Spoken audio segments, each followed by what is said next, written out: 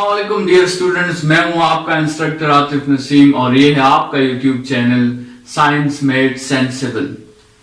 आज के लेक्चर में स्टूडेंट्स हमने स्टार्ट किया हुआ है the addition of vectors with the help of rectangular components और उसी टॉपिक को हम कंटिन्यू कर रहे हैं। सबसे पहले प्रीवियस लेक्चर को थोड़ा सा रिवाइज कर लेते हैं ताकि हम कंटिन्यूएशन में जा सके। हमने addition of vectors with the help of rectangular components के लिए कुछ स्टेप्स पढ़े थे। लेट्स सपोज आपके साथ कुछ वेक्टर्स हैं जिनको आपने ऐड करना है, तो addition of vectors through rectangular components का फर्स्ट स्टेप ये है कि आप सारे वेक्टर्स को रिजॉल्व कर दें। जितने भी वेक्टर्स आपके साथ मौजूद है आप उनके x कंपोनेंट्स भी फाइंड कर लें और उनके y कंपोनेंट्स भी फाइंड कर लें। ठीक है, जब ये x कंपोनेंट्स और y कंपोनेंट्स आप फाइंड कर लेंगे तो फिर आपका दूसरा स्टेप है कि आपने रिजल्टेंट का x कंपोनेंट फाइंड करना है और वो जितने भी आपके साथ इंडिविजुअल x कंपोनेंट्स आए हैं उन सबको ऐड आप करेंगे तो आपके साथ रिजल्टेंट का x कंपोनेंट आएगा। इसी तरह फिर आपने थर्ड स्टेप में रिजल्टेंट का y कंपोनेंट फाइंड करना है by ay plus by plus cy and so on. जितने भी y कंपोनेंट्स हैं सबको ऐड कर दें। जब रिजल्टेंट का x और y कंपोनेंट आपके साथ आ जाए तो पाइथागोरस थ्योरम यूज करके आप अपने लिए रिजल्टेंट का मैग्नीट्यूड भी फाइंड कर सकते हैं। स्टूडेंट्स, ये rx और ry जब आप फाइंड करेंगे तो इससे जो आपके साथ रिजल्ट आएगा वो रिजल्ट पॉजिटिव भी हो सकता है, वो रिजल्ट जीरो भी हो सकता है और वो रिजल्ट आपके साथ नेगेटिव भी हो सकता है। ठीक है, ये डिपेंड करता है हर इंडिविजुअल एग्जाम्पल पर। जिस तरह के आपके साथ एग्जाम्पल्स गिवन होंगे और उनको आप कंपोनेंट्स में रिजॉल्व कर देंगे तो आपको rx और ry का रिजल्ट पॉजिटिव, नेगेटिव या जीरो कुछ भी मिल सकता है, लेकिन आपके साथ r का रिजल्ट हमेशा पॉजिटिव होगा क्योंकि इस पे स्क्वायर्स अप्लाई हुए हैं। तो अगर rx और ry आपके साथ नेगेटिव भी हो, ये स्क्वायर्स उन्हें दोबारा पॉजिटिव में कन्वर्ट कर देंगे। ठीक है, ये आपको मैथमेटिक्स से ऑलरेडी पता है। स्टूडेंट्स, हमने इस फार्मूला पे बात की थी कि अगर हम r की डायरेक्शन फाइंड करने के लिए उसके लिए एंगल फाइंड करें और एंगल के लिए नॉर्मली ट्रिग्नोमेट्री हमें टेंजेंट थीटा का फार्मूला देता है, लेकिन इस फार्मूला पे हमने लास्ट लेक्चर में इसी पे बात खत्म की थी कि ये फार्मूला क्या हमें वही एंगल देगा जो एंगल हमें फिजिक्स में रिक्वायर्ड है। क्या ये फार्मूला हमें वही एंगल दे सकता है उसी रिवायात के साथ, उन्हीं कन्वेंशंस के साथ जिस तरह हम फिजिक्स में मेजर करते हैं। तो इस पे थोड़ी सी हमने बात करनी है स्टूडेंट्स। पहली बात तो ये है कि फिजिक्स में एंगल से क्या मुराद है। ठीक है, हमने इन लेक्चर के स्टार्ट्स में गिविंग डायरेक्शन टू वेक्टर्स पर एक लेक्चर बनाया था और वहां हमने कहा था कि हम एक्स वाई कोऑर्डिनेट सिस्टम में एंगल के थ्रू किसी भी वेक्टर को डायरेक्शन जो है वो प्रोवाइड कर सकते हैं, लेकिन उस एंगल के लिए हमने कुछ रिवायात पढ़ी थी, कुछ कन्वेंशंस हमने पढ़ी थी। उनमें से पहला कन्वेंशन था कि this angle must be measured with our reference and our reference is X axis, और दूसरा कन्वेंशन था कि this angle must be measured in the anticlockwise direction. क्या ये टेंजेंट थीटा इन दोनों कन्वेंशंस को फुलफिल करेगा या नहीं करेगा? हमारे साथ स्टूडेंट्स एक क्वेश्चन है कि क्या ये टेंजेंट थीटा हमें वही एंगल देगा, उन्हीं कन्वेंशंस के साथ देगा जो हमें फिजिक्स में रिक्वायर्ड है। तो स्टूडेंट्स, टेंजेंट थीटा का जो थीटा है ये फिजिक्स के थीटा से मुख्तलिफ है। इस टेंजेंट थीटा के अपने रूल्स हैं। टेंजेंट थीटा के जरिए जब आप एंगल फाइंड करते हैं कभी वो आपको पॉजिटिव रिजल्ट देता है, कभी वो आपको नेगेटिव रिजल्ट देता है। ठीक है, और फिजिक्स में तो थीटा हमेशा पॉजिटिव होता है, एंटी क्लॉकवाइज डायरेक्शन में थीटा को हम हमेशा पॉजिटिव कंसीडर करते हैं। तो यहां से आप समझ लें कि टेंजेंट थीटा का जो थीटा है और फिजिक्स का जो थीटा है ये दोनों, इनकी प्रॉपर्टीज, इनकी कैरेक्टरिस्टिक्स और इनके रूल्स और इनके कन्वेंशंस सेम नहीं है। ठीक है, तो इसका मतलब यह है कि इस फार्मूला से अगर हम अपने लिए फिजिक्स का एंगल फाइंड करेंगे तो गलतियों के चांसेस हैं, एरर्स के चांसेस हैं। तो हम क्या करते हैं स्टूडेंट्स, हम डायरेक्टली थीटा फाइंड नहीं करते इस फार्मूला के हेल्प से। हम इस फार्मूला के हेल्प से थीटा फाइंड नहीं करेंगे, हम इस फार्मूला के हेल्प से फाई फाइंड करेंगे। फाई एक दूसरा एंगल है, ये भी एंगल का एक सिंबल है। ठीक है, phi alpha, beta, theta, phi, ये सारे एंगल के सिंबल्स है। तो आपके साथ फाई क्या चीज है स्टूडेंट्स? फाई एक एक्यूट एंगल है। फाई एक ऐसा एंगल है जो हमेशा 90 से छोटा होता है। जब भी हम टेंजेंट थीटा को, ये परपेंडिकुलर बाय बेस जो फॉर्मूला है टेंजेंट थीटा का, R Y by R X, असल में ये जनरल फॉर्मूला आपके साथ है, tangent theta is equal to perpendicular by base, ठीक है। और इसको हम यहां टेंजेंट फाई लिख लेते हैं क्योंकि हमने कहा कि हम फाई फाइंड करना चाहते हैं।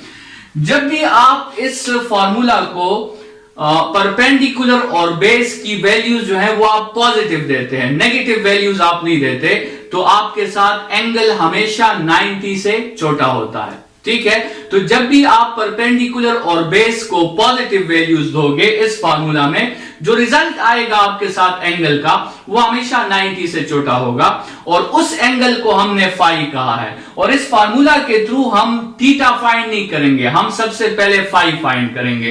तो फाई के लिए हमें क्या यूज करना होगा? हमें यहां पे आप देखें कि ये वही फॉर्मूला है, लेकिन हमने आर वाई और आर एक्स के ऊपर मॉडुलस लगा दिया है।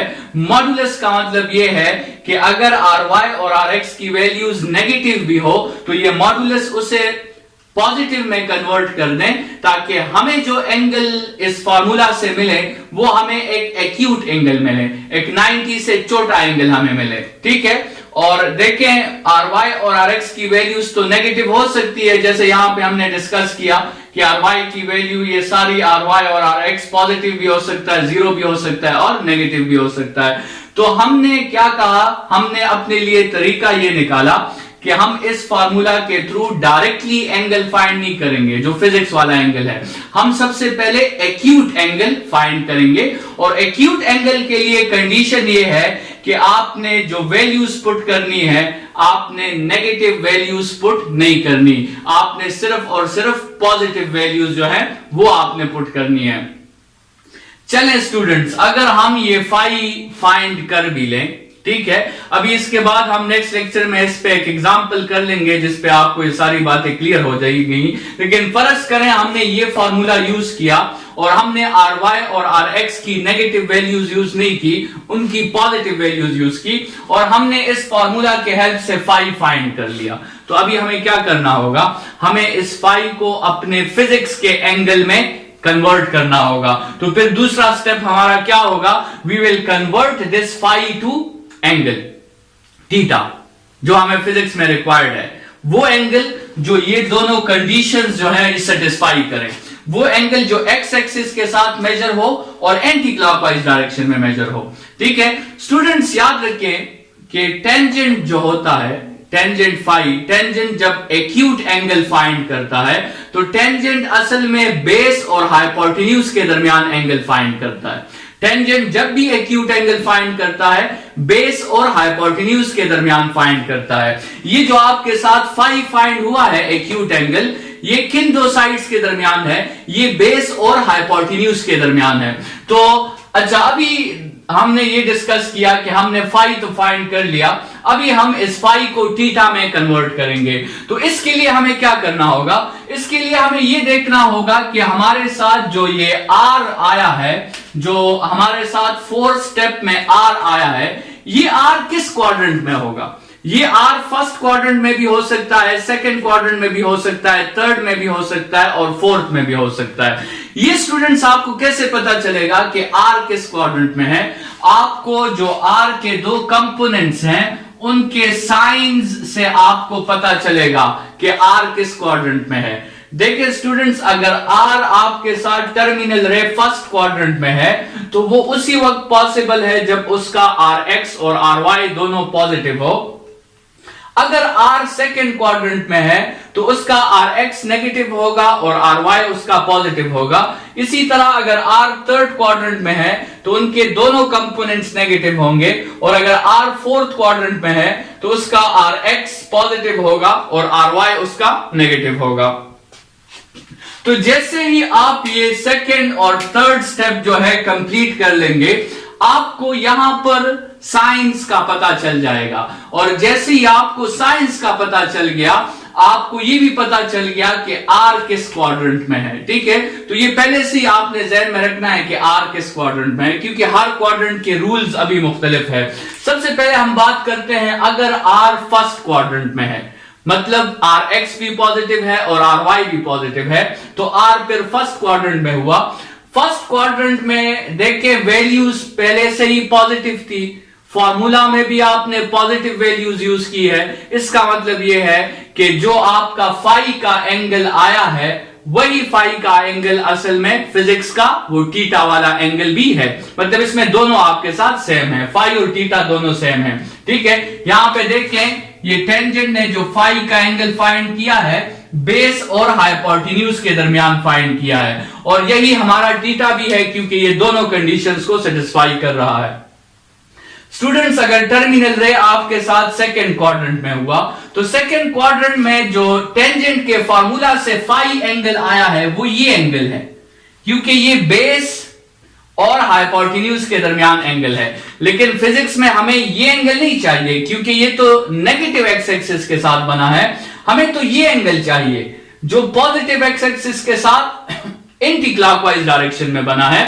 तो उसके लिए हमें क्या करना होगा, हमें ज्योमेट्री का एक रूल यूज करना होगा कि theta plus phi is equal to 180 degrees, या theta is equal to 180 degrees minus phi. तो फाई तो ऑलरेडी आपने कैलकुलेट किया होगा, उसको यहां पे पुट करके 180 से आप माइनस कर लें। स्टूडेंट्स, अगर टर्मिनल रे हमारा थर्ड क्वाड्रेंट में हो, तो ये आपका साथ टर्मिनल रे थर्ड क्वाड्रेंट में है, और आपने जो टेंजेंट के फार्मूला से एक्यूट एंगल फाइंड किया है वो ये एंगल है, जो आपके साथ बेस और हाइपोटेन्यूज के दरमियान है। लेकिन फिजिक्स में जो आपने एंगल फाइंड करना है वो तो आपने पॉजिटिव एक्स एक्सिस के साथ एंटी क्लॉकवाइज डायरेक्शन में ये एंगल आपने फाइंड करना है, और उसके लिए आप क्या करेंगे, ये पूरा जो थीटा होगा this would be 180 plus pi. ठीक है, तो वो पाई की वैल्यू यहां पे पुट करके 180 के साथ आप प्लस कर दें तो आपके साथ थीटा का रिजल्ट आ जाएगा। लास्ट केस, अगर आपके साथ टर्मिनल रे फोर्थ क्वाड्रेंट में है, तो फोर्थ क्वाड्रेंट में जो टेंजेंट के थ्रू आप एंगल फाइंड करोगे फाई, वो ये एंगल है। लेकिन फिजिक्स में आपने ये एंगल मेंशन नहीं करना, आपने पॉजिटिव एक्स एक्सिस के साथ एंटी क्लॉकवाइज ये एंगल आपने मेंशन करना है, और इस एंगल के लिए आप जो है दोबारा ज्योमेट्री का रूल यूज कर सकते हो कि theta plus pi is equal to 360 degrees और theta is equal to 360 degrees minus पाई।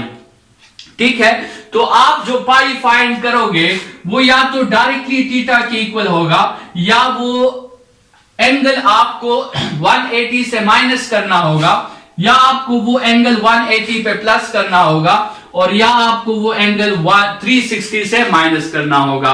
और ये डिपेंड करेगा कि आर किस क्वाड्रेंट में है, उसी के मुताबिक आपको फॉर्मूला अप्लाई करना होगा। और आपको आर का पता कैसे चलेगा, आपको आर का पता उसके कंपोनेंट्स के साइन से आपको आर का पता चलेगा, और ये कंपोनेंट्स के जो साइंस हैं ये आपको ऑलरेडी स्टेप 2 और स्टेप 3 में आपको मिल जाएंगे कि ये कंपोनेंट्स आपके साथ पॉजिटिव है या नेगेटिव है। कल के लेक्चर में, नेक्स्ट लेक्चर में हम इसी addition of vectors with the help of rectangular components पर एग्जांपल एक करेंगे, और उसका रिजल्टेंट मैग्नीट्यूड और उसकी रिजल्टेंट डायरेक्शन जो है वो हम फाइंड करेंगे। इस लेक्चर के लिए इतना ही। Thank you students.